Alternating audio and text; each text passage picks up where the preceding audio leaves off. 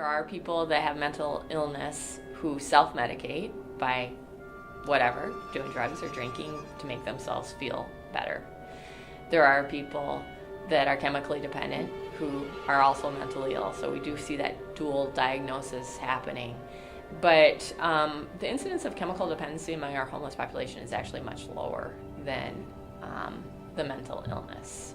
Over the course of time of doing this study, over the last 21 years, the population of homeless folks with mental health problems has increased, and now we're over 50%. It's about 55% of the homeless population have evidence of mental illness.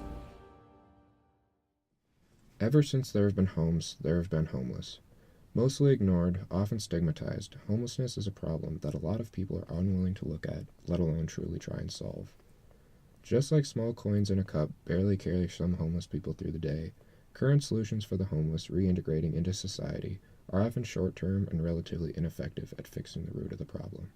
If there were no budgetary constraints, the vast majority of the causes of homelessness could be fixed in time. For example, it's easy to see that building more affordable housing, when the vacancy rate currently is almost zero, would ease some of the load of homelessness. One that isn't nearly as easy to fix is mental illness. As you heard Michelle Gerard say, a specialist in homelessness at the Wilder Foundation, at 55%, over half of homeless adults report a significant mental illness. These include major depression, bipolar disorder, personality disorders such as antisocial disorder or obsessive-compulsive disorder, schizophrenia, and various paranoid disorders. Equally troubling, homeless youth report similar statistics, at 52% reporting a serious mental illness. Because pre-existing mental health issues are often made worse by homelessness, it's one of the biggest contributions to the cycle of homelessness that needs to be addressed. While chemical health issues have been steadily declining for almost the last decade, mental health issues have been growing year to year, almost 20% since 2000 alone. In the 1970s, a lot of people stayed in large institutions who had mental illness, and they kind of got rid of all those large institutions, which was good, and sort of put people back into the community and in smaller settings in the community. Like group homes or back at home with some treatment options available to them. But what we think might be happening is that the services and support that were offered in the community, some of those have been defunded or have gone away.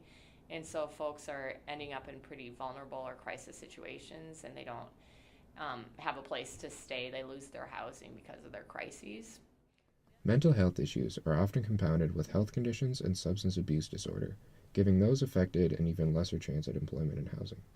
22% report having both a mental illness and health condition, and 11% report having all three: mental health, physical health, and substance abuse issues. Homeless with any of the three conditions are almost half as likely to be employed as homeless without them. Already at a disadvantage, these issues are some of the biggest, lesser discussed issues surrounding homelessness. If we truly want to eradicate homelessness, or at least try and minimize it to the lowest possible level, it's necessary to look at getting treatment for those in need.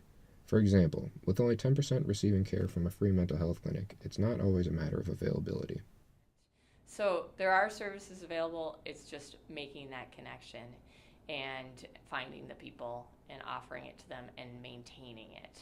So if you're moving around a lot, it's hard to maintain the same therapist or the same doctor or whatever it is.